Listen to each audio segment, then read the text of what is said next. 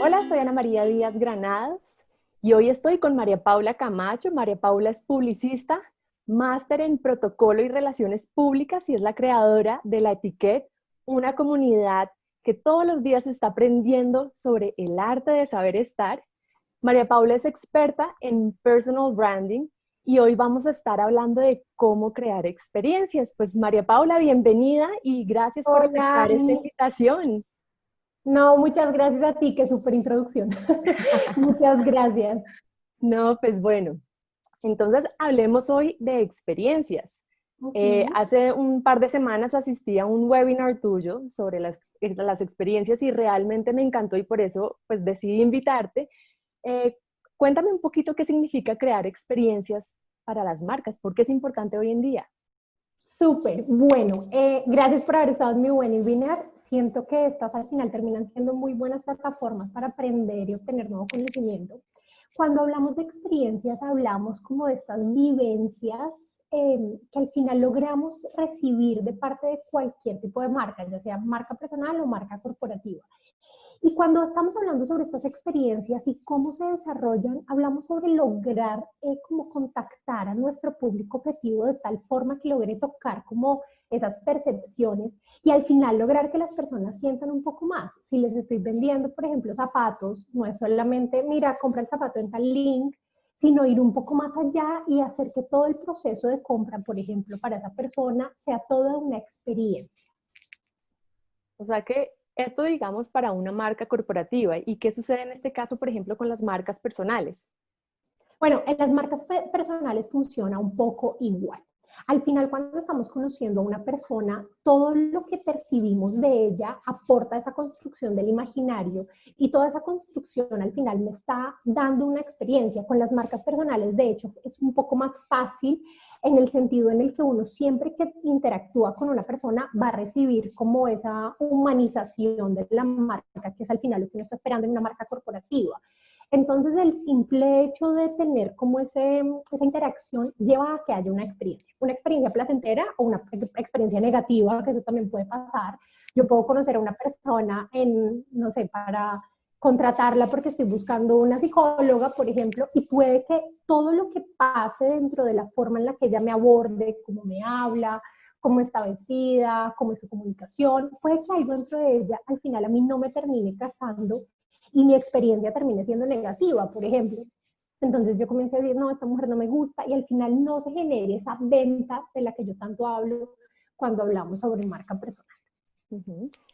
Aquí tú dijiste algo muy importante y es humanizar esa parte, ¿sí? Porque al fin y al Uh-huh. cabo, pues somos personas, estamos tratando con personas y si ese contacto, primer contacto, esa persona no me hizo sentir bien, pues obviamente yo no le voy a comprar, ¿verdad?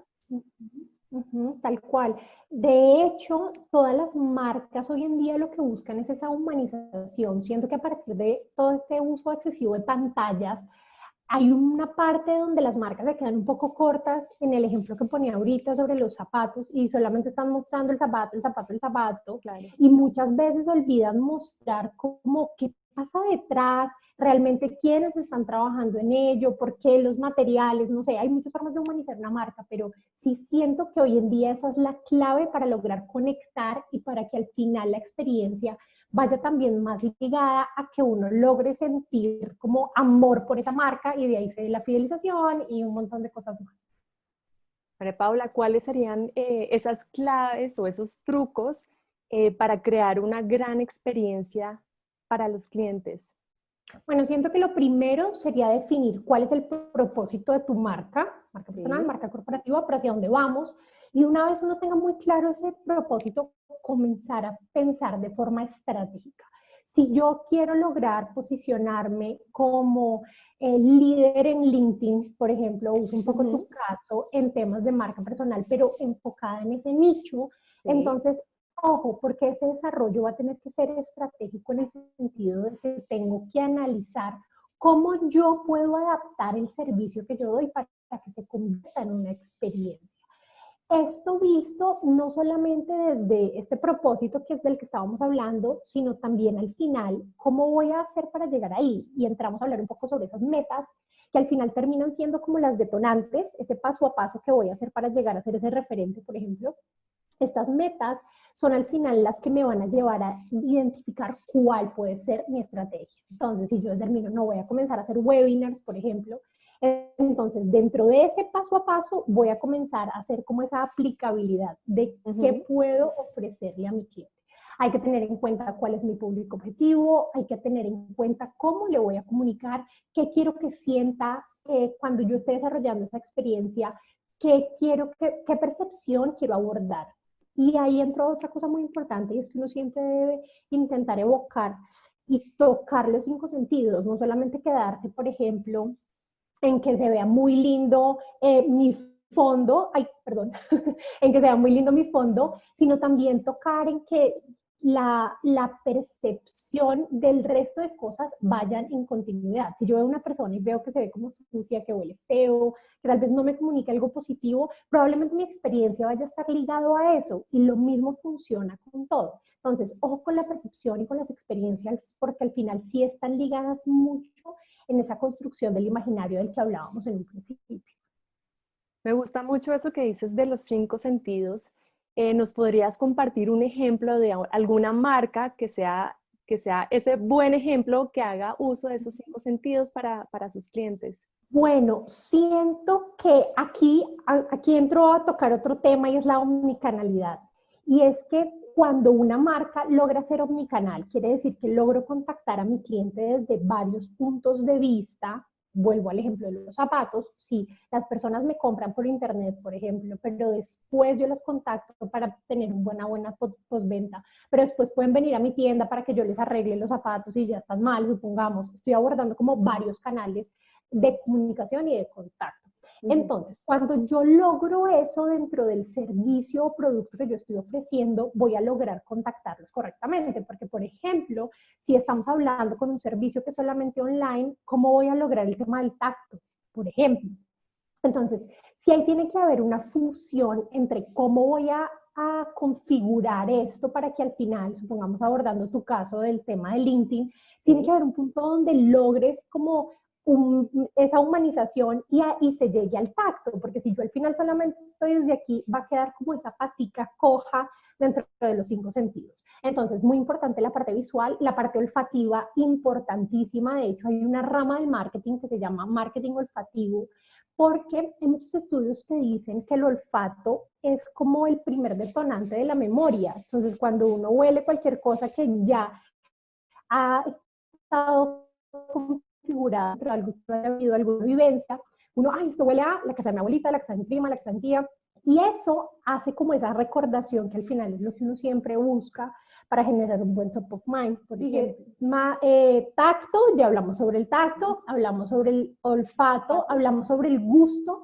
También es importante lograr conectar de alguna forma. No sé si se han dado cuenta que uno a veces va al banco, por ejemplo, y le dan una menta o le dan un dulcecito de café.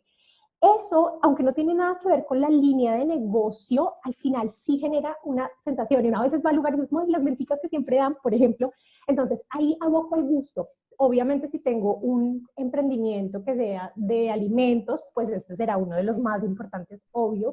Pero es importante entender que también va ligado dentro de esa experiencia. Por eso los pediatras, por ejemplo, para que el niño al final sí quiera hacer las cosas y sí funcione, que le dan una colombinita, una paletita, porque sí va vinculado a, ok, al final tengo como mi recompensa. La audición, importantísima. Si yo de hecho, esto lo hablamos en el webinar. Si yo estoy ofreciendo, por ejemplo, una consulta a través de mi computador, una teleconsulta, soy psicóloga, oigan, qué rico poder asociar la experiencia, por ejemplo, una música detrás deliciosa, o que corra el agua, no la señora gritando, o interferencia, o música a todo volumen. Al final uno termina asociando los sonidos con la experiencia como tal también, ¿no? Uno a veces entra a tiendas y está la música muy disruptiva, que uno dice como, y puede que hayan personas que les guste, depende del público objetivo, pero por ejemplo a mí no me gusta mucho y al final termino desconectándome. Entonces ahí también va vinculada la experiencia. Y me falta uno, sí, creo que es la parte visual, importantísima, importantísima, importantísima, importantísima, que de hecho a partir de la imagen se da la primera venta. es muy importante entender que todos los seres humanos funcionamos así y no es que sea, ay, es que tú solo te fijas en, no, es que realmente uno toma como esas primeras percepciones a partir de lo visual. Si yo te conozco y te veo que eres una persona limpia, que te ves pulcra, que tienes buena actitud, una buena comunicación, inmediatamente te compro. Si no, tendrán que entrar otros valores para que al final yo termine decidiéndome a escogerte por X o Y motivo. Me encanta. Y pensemos también, ahorita ya diste algunos pinitos de marcas personales, hablemos de algún ejemplo específico de una marca personal que puede hacer una gran experiencia de sus servicios y pensemos, por ejemplo, sigamos en el caso que pusiste del psicólogo o la psicóloga, cómo puede llevar a cabo, o sea, pensemos en cómo armar ese canal, ese proceso como tal. Yo puedo ser un paciente y cuáles son mis expectativas y cómo ese psicólogo o esa psicóloga puede superar mis expectativas para que mi proceso realmente sea enriquecedor y yo vea esos resultados que estoy buscando a través de sus servicios. De acuerdo, eso que dices es muy importante, entender que uno siempre tiene, por eso es tan importante analizar muy bien a su público objetivo, porque una vez lo tenga claro y lo tenga totalmente descompuesto y ya sepa cómo atacarlo, entonces ahí voy a entender y voy a saber qué espera de mí. Si es una persona que está viviendo un muy mal momento por el tema, digamos, ahorita de esta situación que estamos viviendo puntualmente, está pasando por un mal momento, tiene crisis de ansiedad, pongámoslo así, tengo que conocer también qué está esperando esta persona, cuáles son sus expectativas de este servicio que yo estoy ofreciendo. No es lo mismo esta persona que tiene algo de la situación del momento a una persona que siempre va al psicólogo porque también tiene sus temas, pero es algo más ordinario, shalala. Entonces son dos líneas de formas de abordarla totalmente diferentes. Y lo mismo, si voy a tener un cliente por primera vez, es la primera vez que esa persona no me conoce, no sabe cómo soy, no sabe si mi consultorio es lindo, feo, huele rico, huele mal, si soy buenísima, cuando estoy ahí los acuesto en la cama, no sabe. Entonces tengo que buscar adaptar esa experiencia que probablemente es totalmente presencial a cómo la voy a modificar para que pase por este canal y sea la misma experiencia. Probablemente no vaya a ser igual de delicioso que voy a dormir a mi paciente, pero sí tengo que buscar las herramientas de transmitirle lo mismo. Quiero aquí poner un ejemplo, nuevamente con un médico que esta semana tuve una teleconsulta con ella y de verdad dije, bravo.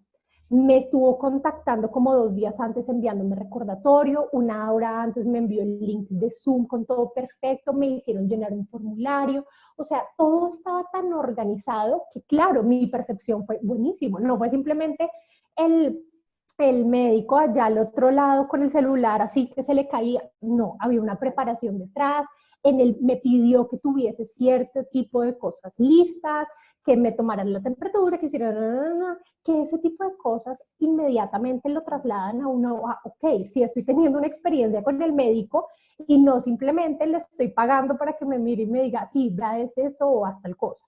Entonces, ahí es donde hablo sobre esa forma de extrapolar las experiencias para que no solamente se queden en un solo canal, sino lograr abordarlas desde todos los ámbitos. Y vuelvo a lo mismo, esto que tú decías de las experiencias, claro, más allá de lo que espere mi cliente o mi paciente, yo también tengo que esforzarme como por dar lo mejor de mí, ¿no? Probablemente el médico me pudiera haber atendido, como les dije, con el celular así que se le caía ahí los audífonos y que no se escuchara nada, probablemente, y yo, ay, por la necesidad uno es como, ay, sí, no importa.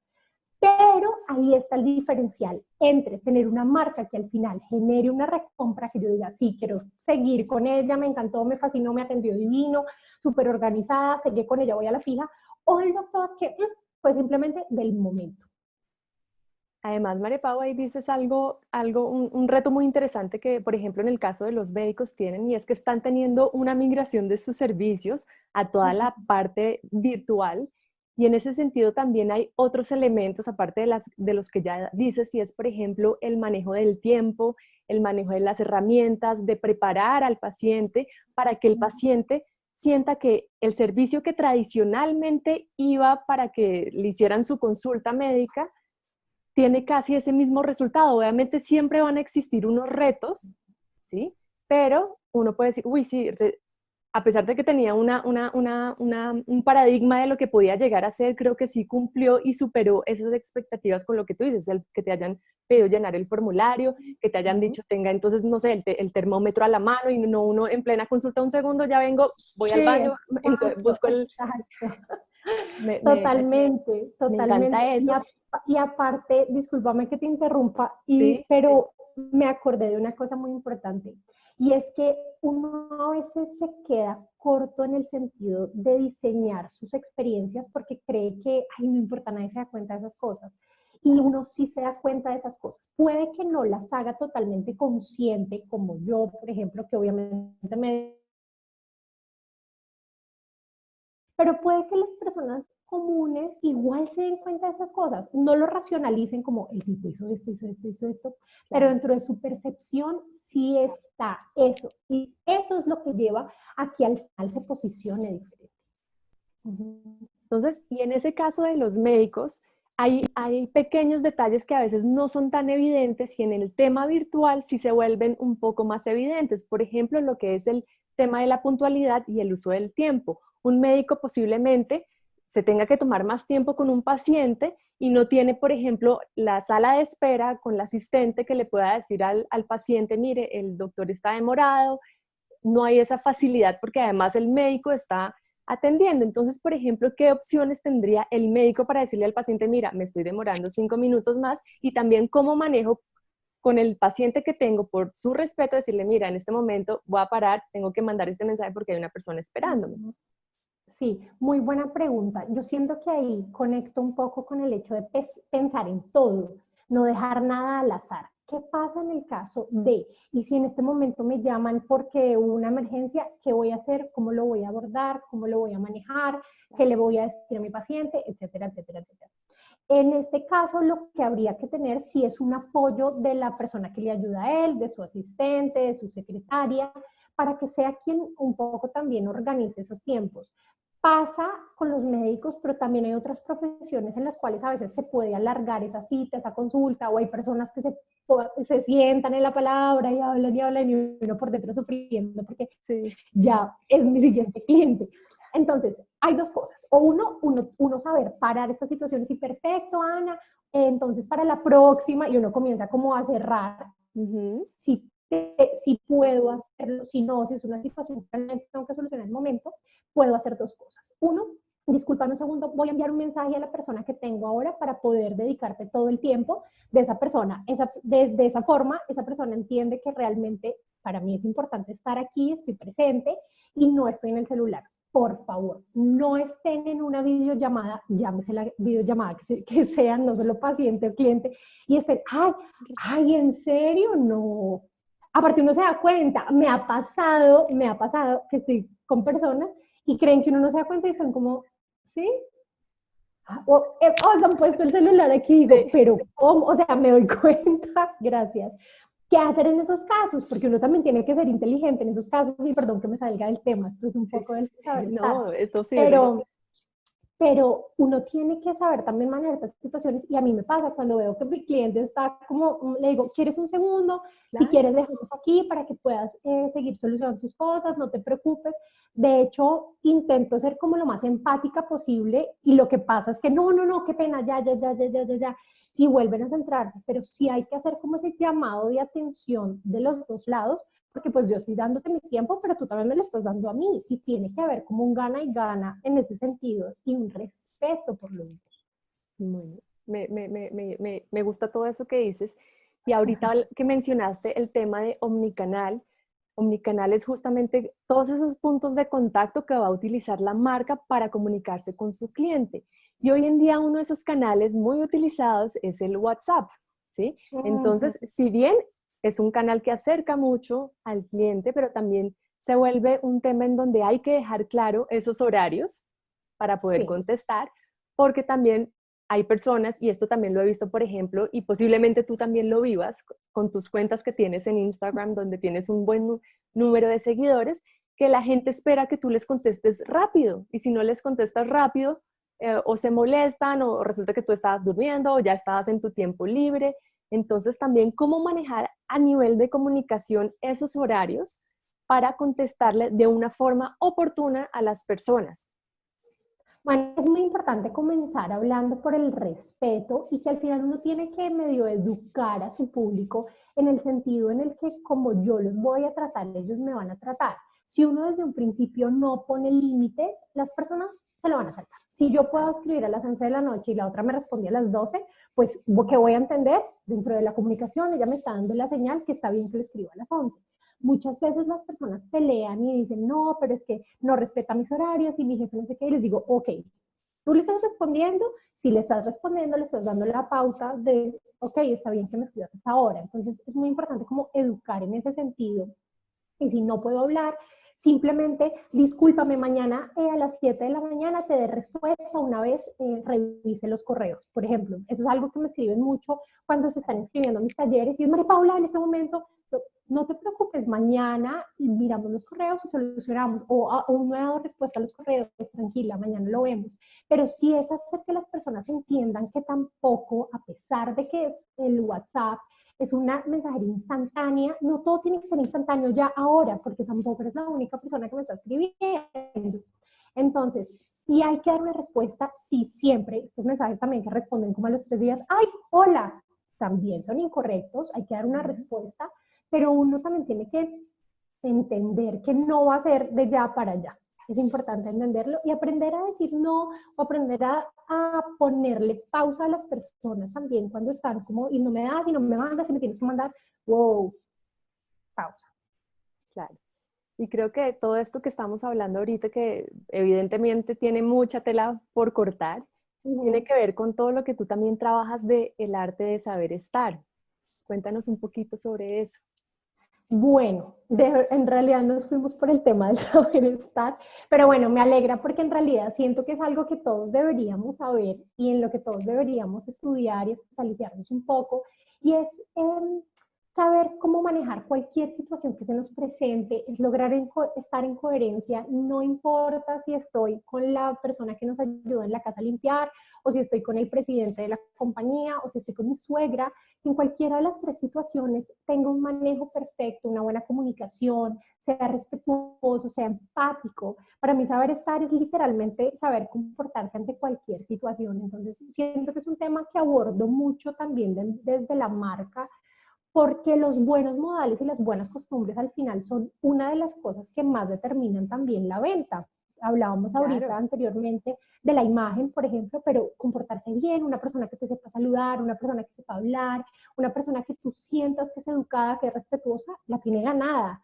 Mientras que si no, que a veces me dicen, ay, ¿qué importa? ¿A quién le importa cómo yo coma? No, pues importa e importa demasiado, porque al final es lo que tú estás comunicando sobre ti, es como tú te estás vendiendo, es esa percepción que le estás dando a los demás. Entonces siento que no solamente es importantísimo, sino siento que de verdad es algo que todo el mundo debería estudiar. Y en realidad me siento muy orgullosa de la etiqueta, que es este emprendimiento, porque la verdad sí ha hecho que las personas comiencen a preocuparse por esto. Anteriormente uno pensaba que este era un tema como de abuelita y que las personas que hablaban de etiqueta y protocolo era como la señora mayor con el té. Y no, en realidad este es un tema para todo el mundo y siento que sobre todo a nivel profesional, tener claros estos conceptos, tener claras jerarquías, tener claros manejos de situaciones es básico para tener una comunicación asertiva.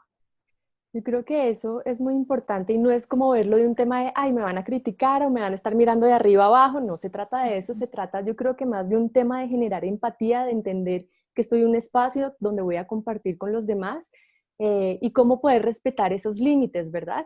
Y aprovechando de esto que te digo y para hacer el cierre, pues la situación que tenemos ahorita y que para todos es una novedad y nadie estaba preparado y bueno, esto ya lo sabemos todos. ¿Qué claves o qué, digamos, qué cosas tenemos que tener en cuenta para empezar a manejar estos nuevos cambios? ¿Y por qué te lo digo?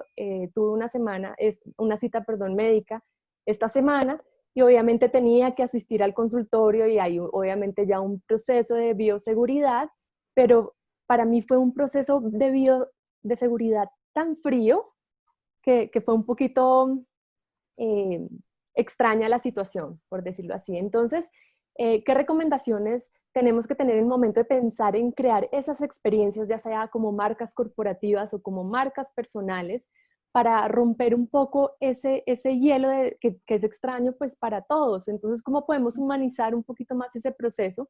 Pues para que nadie se sienta como que genere esa fricción que se puede dar simplemente porque no estamos acostumbrados a esto. Es un nuevo mundo para todos. De acuerdo, y siento que es algo muy coyuntural. Al final, toda esta situación que estamos viviendo con este saber estar y cómo lograr desarrollar esa empatía de la que tú hablas. Es cierto, las personas a veces tendemos a ser como muy mecánicas en muchas de las cosas que hacemos. Entonces uno ve a alguien y, ay no, ¿y cómo está? Y siga por allá, como inclusive como con asquito. Sí. Y si uno lo piensa, puede que esa persona ni siquiera esté racionando en ese momento que está siendo grosera, maleducada, o que te está enviando un mensaje como de, no, yo no estoy contagiada, supongamos. Pero si lo hace, entonces siento que una de las cosas más importantes es volver consciente cada una de las cosas que uno haga en su día. En este momento, ustedes los que están viendo esta entrevista, cómo están sentados, qué están haciendo, qué cara están haciendo, qué muecas están haciendo. Cuando uno vuelve consciente todo lo que uno hace alrededor de uno, es capaz de gestionar y tener el control sobre esa comunicación que uno está enviando. Ahora, con respecto a las experiencias frente a estas situaciones, siento que lo más importante es, vuelvo a lo mismo, educar a las personas también sobre este sentido, y probablemente la forma correcta de saludarte sí tenía que ser, si por ejemplo, sí tenía que ser, ¿cómo estás? Y ya, y probablemente uno es como, no, pero ¿por qué? Entonces también, si tienen que haber estas normas, si tiene que haber este paso a paso que no se puede cambiar, supongamos, con el ánimo de generar una buena experiencia y que al final la gente se vaya satisfecha y se vaya con una buena sensación, lo que habría que hacer sería como educarla para que entienda que ese sería el paso a paso, por ejemplo. O ir un poco más allá y en el momento explicarle, mira, en este momento vamos a hacer ta, ta, ta, ta, ta, ta, vamos a poner a tu bebé aquí para limpiarle y que esté limpia de ta, ta, ta, no sé, cualquier cosa que vayan a hacer en el momento, pero es como ponerse en el lugar del otro. Siento que entra el punto de la empatía y es no solamente pensar cuando estamos desarrollando este tipo de estrategias o de experiencias, ay, la persona llega, compra, no, pónganse en el lugar del otro, cómo se siente que tú llevas un mes encerrada en tu casa y tienes que salir, tienes que ir al médico, tienes que hacer este tipo de cosas. Ponte en el lugar. ¿Qué te gustaría? ¿Cómo te gustaría que te trataran? ¿Qué te gustaría que te dijeran? ¿Qué te gustaría que te explicaran? Y siento que cuando uno logra ser empático y ponerse en el lugar del otro, logra muchas más cosas que cuando uno está abordando cualquier tipo de experiencia desde afuera. Desde, ay, no, esto se hace así, así, así. Pues no. Así es, ¿no? Pues María Pau, muchísimas gracias por toda esta valiosa información. Estoy segura que le va a quedar sonando varias ideas a más de una persona. Cuéntale a las personas dónde te pueden contactar, cuál es el canal más apropiado y más rápido donde puedan encontrar toda tu información para que te puedan escribir. Bueno, muchas gracias a ti, Ani. En verdad me encanta hablar sobre este tema. Muchas gracias por todas tus preguntas, muy valiosas. Siento que al final terminamos sacando muchas cosas interesantes. Sí. Me pueden contactar por medio de mi página web, siento que es la más fácil y por donde sí o sí contesto, www.mariapaulacamacho.com. Fácil. De ahí encontrarán la información de la etiqueta, encontrarán la información sobre marca, dicto capacitaciones, talleres, formaciones online, así que ahí está todo como más desglosado. Pero muchas gracias a todos por ver, gracias a ti, Ani, de verdad. Con mucho gusto, muchas gracias por aceptar la invitación y obviamente también te pueden contactar por LinkedIn. Ah, también. La cuña. Bueno, mil gracias. Un abracito, que estés bien. Chao.